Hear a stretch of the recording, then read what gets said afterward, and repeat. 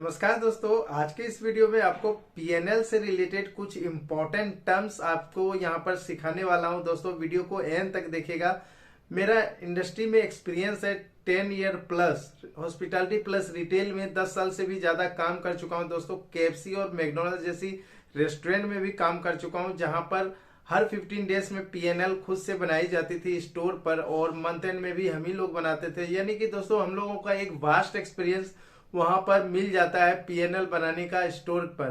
ठीक है, तो उसके एक्सपीरियंस के बिहार पे मैंने दोस्तों यहाँ पर कुछ टर्म्स लेकर आया हूँ जो कि आपको जानना बहुत जरूरी है अगर आप मैनेजर की इंटरव्यू के लिए जा रहे हैं या फिर दोस्तों किसी ऐसे मैनेजर पोजीशन पर काम कर रहे हैं। वीडियो एंड तक देखिएगा दोस्तों, बहुत ही यूजफुल होने वाला है। तो चलिए दोस्तों यहाँ पर वीडियो शुरू करते हैं। सबसे पहला टर्म आता है दोस्तों इनकम स्टेटमेंट। इनकम स्टेटमेंट वो होता है दोस्तों जो कि आपको पूरा आइडिया देता है कि रेवेन्यू कितना आ रहा है, कितना मतलब सेल हो रहा है, और उसके हिसाब से कितना आपका एक्सपेंसेस है और आउटपुट उसका क्या है, यानी कि बटम लाइन क्या आ रहा है। ठीक है, उसके बाद आता है यहाँ पर next term revenue statement.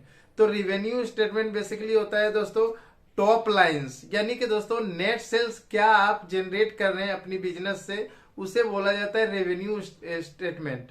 Revenue statement के अंदर दोस्तों दो चीज आता है। एक तो आता है आपका स्क्रैप सेल, अगर आप स्क्रैप की सेल कर रहे हैं, यानी कि दोस्तों अगर आप रिटेल या फिर हॉस्पिटैलिटी यानी कि रेस्टोरेंट चेन से भी जुड़े हुए हैं तो वहां पर स्क्रैप सेल होती है। उसके अलावा आपका प्रोडक्ट सेल है, दोनों को मिलाकर जो सेल आती है उसे नेट सेल या फिर रेवेन्यू बोला जाता है। थर्ड पॉइंट है कॉस्ट ऑफ गुड सेल्स, यानी कि अगर मैं रिटेल की बातें करूं, अगर आप कोई भी प्रोडक्ट सेल कर रहे हैं तो उसको सेल करने पर यानी कि स्टोर में लाने तक, कस्टमर को परचेस करने तक में आपका एक कॉस्ट लगता है। यानी कि आप बोल सकते हैं एक तो मैन्युफैक्चरिंग कॉस्ट है, दूसरा आपका फ्राइट चार्जेस है जो कि ट्रक से स्टोर तक प्रोडक्ट को पहुंचाया जाता है। ठीक है, तो वो सारे जो कॉस्ट आते हैं उसको भी कॉस्ट ऑफ गुड सेल्स बोलते हैं, COGS भी बोलते हैं।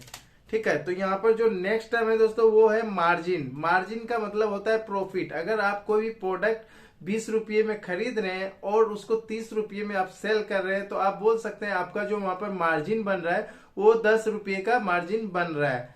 फिफ्थ टर्म है ओवरहेड। ओवरहेड वो होता है कि जो आपको एक बिजनेस ऑपरेट करने के लिए इनडायरेक्टली आपको एक कॉस्ट आता है, उसे ओवरहेड कहा जाता है, जो कि आपका एक प्लानिंग में नहीं होता है लेकिन वो आ जाता है। यानी कि मान लीजिए आप स्टोर चला रहे हैं और आपका लाइसेंसेस में कुछ प्रॉब्लम आ गया, तो वो तो आपके प्लानिंग में नहीं था कि आपके लाइसेंसेस से रिलेटेड आपको एक्स्ट्रा कॉस्ट बियर करना है। लेकिन अगर वो आपका विदाउट प्लानिंग मतलब कि कुछ ऐसा खर्च आ जाता है जो कि आपका एक्सपेक्टेशन में नहीं है या फिर आपके प्लानिंग में नहीं है या फिर आपके कॉस्ट के पीएनएल के टर्म में नहीं है, तो वो जो ऊपर से कुछ भी कॉस्ट आता है आपको ऑपरेट करने के लिए उसे ओवरहेड बोला जाता है। नेक्स्ट टर्म है इंटरेस्ट एक्सपेंसेस। जी हाँ दोस्तों, अगर आप बिजनेस चला रहे हैं तो कई बार ऐसा होता है कि कुछ कंपनीज लोन लेती है या फिर फंडिंग लेता है, तो उस फंडिंग के ऊपर या फिर उस लोन के ऊपर बैंक को आपको इंटरेस्ट देने होते हैं। उसी इंटरेस्ट को बोलते हैं इंटरेस्ट एक्सपेंसेस। तो इंटरेस्ट एक्सपेंसेस भी आपको बियर करने हैं अगर आपने लोन लिया हुआ है। नेक्स्ट टर्म है डिविडेंड। डिविडेंड वो होता है दोस्तों जो कि आप प्रॉफिट से आप अपने शेयर होल्डर्स को शेयर करते हैं, उसे डिविडेंड्स बोला जाता है। यानी कि आपने सरप्लस जो भी बिजनेस किया, जो भी आपका प्रॉफिट आया एक बिजनेस से, उसका जो आप एक हिस्सा अपने शेयर होल्डर्स को देते हैं, जैसे कि शेयर मार्केट का बिजनेस होता है। ठीक है, तो जो कि आपका शेयर का प्रोपोर्शन कुछ देते हैं शेयर होल्डर्स को, वो उसे डिविडेंड्स बोला जाता है। नेक्स्ट टर्म है रिटेन्ड अर्निंग। रिटेन्ड अर्निंग होता है कि दोस्तों अगर आप डिविडेंड को नहीं दे रहे हैं अपने शेयर को, ठीक है, शेयर होल्डर्स को, तो उसे रिटेन अर्निंग बोलता है। यानी कि अगर आप प्रॉफिट कर भी रहे हैं या फिर आपका सरप्लस अर्निंग आ भी रहा है आपके बिजनेस से और उस पार्ट को, उस प्रॉफिट को आप अपने शेयर होल्डर से नहीं शेयर कर रहे, तो उसे बोलते हैं रिटेन्ड अर्निंग। उसके बाद है ईबिटा। ईबिटा होता है दोस्तों earning before interest tax depreciation and amortisation. ठीक है, तो आप किसी भी पीएनएल में देखेंगे तो जो उसका लास्ट लाइन होता है वो ईबिटा होता है। ईबिटा के अंदर दोस्तों net sales minus all cost, उसके बाद ईबिटा आता है। यानी कि आपने पूरा सेल किया, उसके बाद जो भी आपके खर्चे हैं वो सारी माइनस कर दिए जाए, और आपका डिप्रिसिएशन भी माइनस कर दिया जाए। डिप्रिसिएशन ये होता है दोस्तों, अगर आपने एक बिजनेस सेटअप किया है, मान लीजिए उसमें 10 करोड़ रुपये लगे हैं उस बिजनेस को सेटअप करने के लिए, ठीक है, जैसे कि रेंट वगैरह लगते हैं, उसके अंदर प्रोडक्ट्स लगे हैं, फर्नीचर्स लगे हैं, एसी वगैरह फिट होती है, लेबर कॉस्ट वगैरह लगते हैं जब आप उसे बनाने, तो ये सारे चीजों को मिला के आपका एक अमाउंट बनता है, जो कि कैपिटल अमाउंट बनता है स्टोर को बनाने में, वो एक डिप्रिसिएशन के रूप में माइनस किया जाता है पीएनएल से, उसे डिप्रिसिएशन बोलते हैं। तो ईबिटा में आपका फाइनली बताएगा कि आपने सारे खर्चे करने के बाद आपने कितना इनकम किया, कितना प्रॉफिट किया या फिर कितना लॉस किया at the end of the month, ठीक है।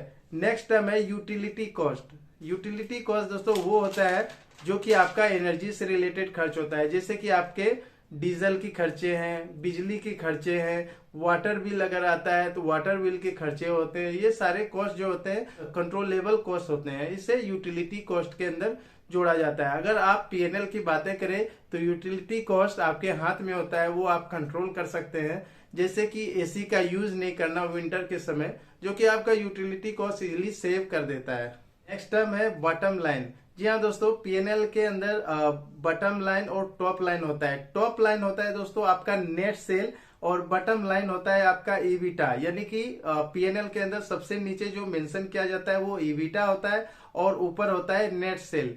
यानी कि अगर कोई बोल रहा है कि टॉप लाइन इंप्रूव कीजिए, यानी कि आप अपने सेल को इंप्रूव कीजिए, और कोई अगर ये कह रहे हैं कि बॉटम लाइन इंप्रूव करना है, यानी कि आपको प्रॉफिट को इंप्रूव करना है, अपने कॉस्ट को रिड्यूस करते हुए चलना है ताकि आप अपने बॉटम लाइन को इंप्रूव कर पाए, ठीक है। उसके बाद एक टर्म है दोस्तों सन्ड्री, जो कि आपने पीएनएल में सुना होगा। तो सन्ड्री दोस्तों वो कॉस्ट होता है जो कि किसी भी पीएनएल हेड्स के अंदर नहीं आता है, उसे सन्ड्री के अंदर डाल दिया जाए, जैसे कि डोनेशन अमाउंट होता है, ऑनचेस कॉस्ट होती है, ठीक है, दिवाली वगैरह में मांगने के लिए आते हैं लाइक डोनेशंस वगैरह, तो वो सारे जो कॉस्ट होता है उसके लिए एक टर्म दे दिया गया है सन्ड्री, जिसके अंदर लाइक तरह तरह के एक्सपेंसेस आते हैं जो कि किसी भी पीएनएल के टर्म्स के अंदर नहीं है। एक्चुअली ये अनप्लान्ड कॉस्ट होते हैं, तो ये अनप्लान जो कॉस्ट होते हैं ये सन्ड्री के अंदर बुक किया जाता है पीएनएल के अंदर, ठीक है। उसके बाद है कंट्रोलेबल कॉस्ट। ऑलरेडी मैंने आपको बता दिया, यहाँ पर कंट्रोलेबल कॉस्ट वो होता है कि स्टोर के अंदर